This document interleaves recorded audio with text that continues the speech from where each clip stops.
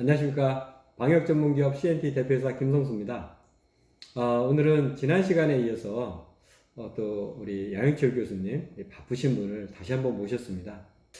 지난 시간에는 코로나와 모기 또 가을에 나타나는 어떤 감염성 질환에 대해서 얘기를 나눴었는데요.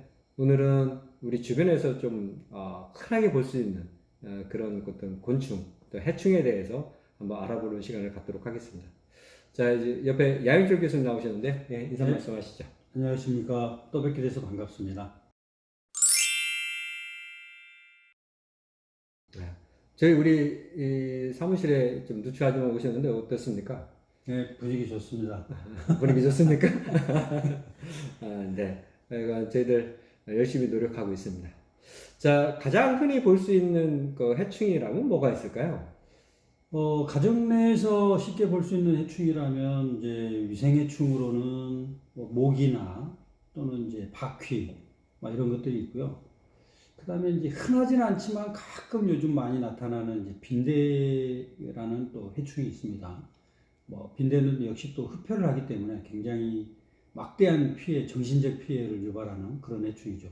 그 외에 이제 가을 거지에 이제 뭐 시골에서 올라오는 여러 가지 쌀이라든가 뭐 팥이라든가 곡류들이 있는데 뭐 그런 데서 나타나는 화랑곡 나방, 뭐 권연벌레, 또 팥바구미 뭐 이런 것들이 있을 수 있겠습니다. 그런 곡류나 이런 것들이 또 이 까만 봉지나 이런 걸로 많이 싸서 또 올라오고 또 이거를 또 어디다 잘 놓습니다. 뭐 냉장고나 냉동실이나 이런 데는 공간이 부족하니까 또 잘 말려진 곡류이고 하니까 어디다 놔두는데 또 이걸 잊어버려요. 또 잘 잊어버리고. 그래서 이게 1년 뒤에 뭐 한 2년 뒤에 이렇게 발견되는 경우 벌레가 나타나면서 이제 그걸 압니다.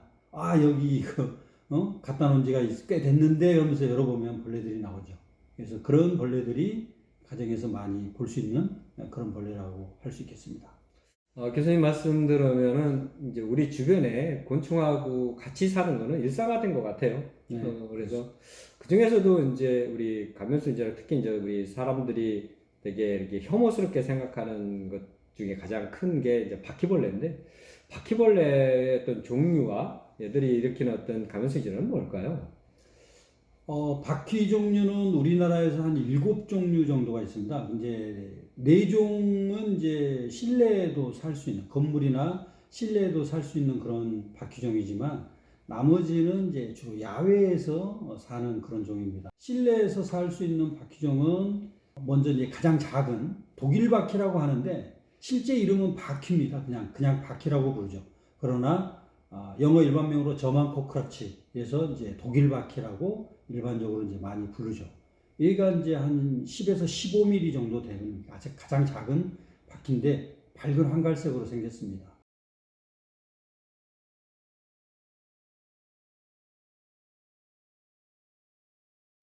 그리고 이제 두 번째는 이제 집바퀴가 되겠습니다. 집바퀴.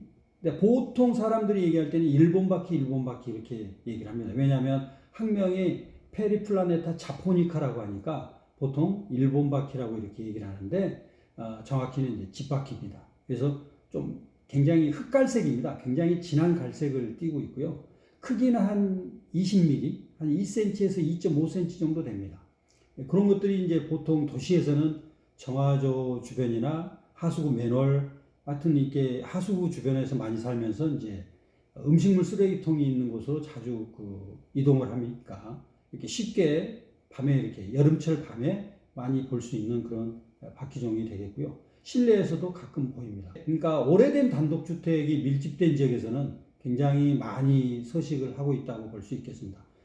오래된 단독주택의 담장 사이에 뭐 이렇게 둥지가 있거나 그럴 수 있거든요. 그래서 그런 오래된 단독주택을 허물고 다시 지을 때 이렇게 부수잖아요. 부수면은 뭐 집바퀴가 그냥 때로 나와가지고 이렇게 골목에 막 이동을 한다든가 그런 사례들을 볼 수 있죠.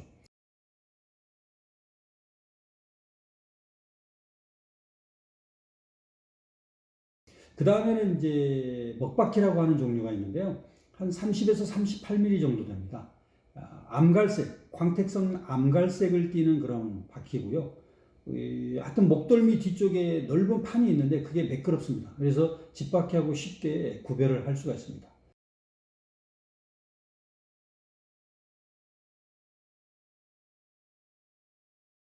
그 다음에 이제 가장 큰 바퀴인데 이질 바퀴라는 종이 있습니다. 페리플라네타 아메리카나라는 학명을 가지고 있어서 보통 사람들이 미국 바퀴 이렇게 얘기를 합니다. 그래서 이 바퀴가 가장 큰 종이고요. 광택성 적갈색을 띱니다. 그래서 35에서 40mm까지 되는 그런 바퀴종이고, 예전에 그 설국열차에서 프로테인 블록 만들던 바퀴종이 바로 이 이질 바퀴가 되겠습니다. 중국에서는 이미 식용으로 이렇게 튀겨서 주는 그런 식당도 있고요. 또 꼬치구이로 이렇게 판매도 하고 있습니다. 이 사육하는 종, 그러니까 질병하고는 상관없이 이 사육하는 종들은 뭐 깨끗하게 뭐 사료를 먹고 자라는 그런 종이기 때문에 충분히 뭐 이렇게 가열을 해서 이렇게 충분히 먹을 수는 있습니다.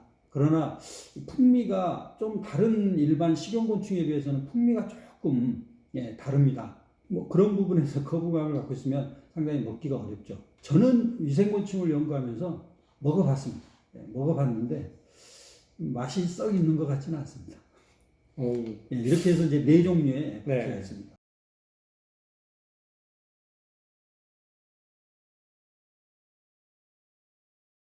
네 종류고 아까 처음에 이제 했던 그 네 종류 외에 추가로 있는 것들이 어떤 바퀴일까요? 네. 그 경도바퀴라고 하는 종류가 있고요. 경도바퀴는 이제 우리가 생활하는 주변에 이제 쉽게 볼 수 있는 지역이 공원이나 아니면 그 대학교 같은 학교, 오래된 학교 있지 않습니까? 한 50년, 60년 이상 된 그런 오래된 학교들은 이제 정원수나 이런 것들이 굉장히 오래됐습니다. 그다음에 이제 그런 정원수 중에서 이제 좀 고사한 그런 정원수도 있을 수도 있고, 그 구루터기나 이런 데 보면은 이런 경도바퀴들이 가끔 이제 주로 산에도 사는데 그런 곳에서 많이 볼 수 있고요. 또 산에 가면 또 산에서도 볼 수 있습니다. 그 다음에 이제 독일 바퀴하고 비슷한, 아주 비슷한 그런 바퀴가 있는데 이게 이제 산바퀴가 있습니다. 그래서 산 정상에서도 바퀴가 이렇게 우리 집에 뭐 있는 그 바퀴가 산에도 있구나 이렇게 생각할 수 있는데요. 그 바퀴는 산바퀴입니다. 집에 있는 독일 바퀴가 아니고 산바퀴라는 종, 그렇게 야외에서 볼 수 있는 그런 바퀴종이 되겠습니다. 바퀴 일단 기본 종류가 생각보다 좀 많습니다. 가주성 바퀴가 아까 말씀하신 네 종류가 가주성 바퀴고요. 저희 가주성 바퀴는 이제 뭐 아주 작은 독일 바퀴부터 큰 이질 바퀴까지 이렇게 있는데, 이거를 일반 방역 전문 업체들은 다 이제 작업을 할 줄 알지만 일반 우리 구독자분께서 직접 혼자 이렇게 퇴치를 하려면 어떻게 해야 될까요? 일단 바퀴가 매개하는 질병에 대해서 아직 얘기를 안 했는데 그 얘기부터 잠깐 하고 넘어가겠습니다. 그래서 바퀴가 전파할 수 있는 질병은 40여 가지가 넘습니다. 그 나병이라든가 그 한센병이라고 그러죠. 나병이라든가 결핵이라든가 이런 그 질병도 전파한다고 알려져 있고요. 심지어는 실험적으로 증명이 됐지만 간염 바이러스도 전파한다고 알려져 있고, 그 다음에 이제 회백수염이라고 해가지고요. 그 폴리오 바이러스입니다. 이 폴리오 바이러스는 그 소아마비를 일으킬 수 있는 그 바이러스인데 이 바이러스도 전파한다고 알려져 있고요. 그 다음에 이제 수많은 또 다른 박테리아, 세균 같은 이런 것들을 전파할 수 있습니다. 그리고 자세히 보면은 바퀴의 다리에 근모들이 잘 발달됐어요. 뭐 자세히 보면 장미꽃 가시처럼 이렇게 발달이 되어 있거든요. 그런데 이제 지저분한 곳 다니면서 병원체를 그런데 묻혀서 전파할 수 있습니다. 그 다음에 이제 바퀴의 습성상 보면은 이 먹었던 먹이를 또 토하는 습성이 있어요. 반소화된 물질을 토하는 습성이 있고, 또 잡식성입니다. 뭐든지 먹습니다. 그러니까 뭐 병원 같은 데서는 이제 환자를 수술하고 난 거지에 묻은 피나 고름이나 이런 것까지도 심지어 바퀴가 먹기 때문에, 또 아까 말씀드렸다시피 반소화된 물질을 토한다고 그랬잖아요. 그러니까 그런 물질들을 토하면서 병원체를 전파할 수 있습니다. 그리고 이제 바퀴는 잡식성이면서 모든 걸 먹습니다. 그러니까 방사능에 오염된 물질도 먹을 수 있습니다. 바퀴가 배설을 한 배설물에는 그런 방사능에 오염된 물질 이런 것들이 나오게 됨으로써 발암성을 유발한다든가 뭐 이런 여러 가지 그런 피해를 줄 수 있는 그런 물질도 나올 수 있죠. 심지어는 또 이제 바퀴가 전파할 수 있는 게 기생충의 알까지도 전파할 수 있습니다. 그러니까 원충이나 선충이나 뭐 연충류 같은 그런 것들을 기생충에 오염된 감염된 그런 여러 가지 어떤 먹이를 먹고 배설물을 배설할 때 배설물하고 섞여 나옵니다. 기생충의 알이 섞여 나오기 때문에 그런 것들도 이제 전파를 할 수 있고요. 우리가 이제 일상생활하는 그런 공간에서 바퀴라는 해충을 우리가 방제하기 위해서는 가장 중요한 게 있습니다. 그러니까 모든 곤충은 세 가지가 맞아야만 번식을 하고 증식을 하는데 그 세 가지가 뭐냐면 먹이하고 그 다음에 습도와 온도입니다. 근데 습도와 온도는 좋은데 먹이가 부족하면 그 이상 어느 정도 한계점이 있죠. 그 이상 증식하기는 어렵습니다. 그렇기 때문에 우리가 일상생활하는 그 공간에서 바퀴가 서식하고 있을 때 바퀴를 방지하기 위해서는 기본적으로 또 근본적으로 해줘야 될 것이 바퀴가 먹을 수 있는 먹이원을 차단하는 것입니다. 그러니까 항상 깨끗이 청결히 하는 게 굉장히 중요합니다. 여러분들이 가스레인지에 물을 올려서 라면 하나를 끓여 드시더라도 라면 물이 끓게 되면은 라면을 이렇게 반을 쪼개서 끓이시게 되죠. 그럴 때 파편이 한두 개가 꼭 튑니다. 그런데 그 파편을 잘 치우시는 분이 있지만은 대부분은 잘 안 보이면은 찾다가 그만 포기를 하세요. 그런 것들이 나중에는 이제 바퀴가 먹을 수 있는 먹이원이 되니까 집안에서 온도와 습도가 더 좋고 먹이가 충분하기 때문에 바퀴가 얼마든지 증식할 수 있는 여건이 환경이 조성이 되는 겁니다. 그래서 바퀴를 방지하고자 할 때는 집안에서 먹이원으로 작용할 수 있는 그런 것들은 음식물 쓰레기나 이런 것들은 잘 봉해서 보관하시거나 또 주변에 떨어져 있는 식자재나 이런 것들은 잘 제거해서 청결을 유지하시는 것이 이제 가장 좋습니다. 그러면서 이제 우리가 쉽게 쓸 수 있는 거, 가정용 살충제를 너무 많이 이렇게 확대적으로 쓰는 것은 좋지 않습니다. 또 피레이스로이드계 살충제가 가정용 살충제에 가장 많이 들어있는데요. 이 피레이스로이드계 살충제가 우리 아이들한테 성장하는 아이들한테 만약에 많이 이렇게 조치가 되거나 처치가 되면은 ADHD 그러니까 과잉 행동 장애를 유발할 가능성이 높다고 미국의 연구 보고서가 나온 게 있어요.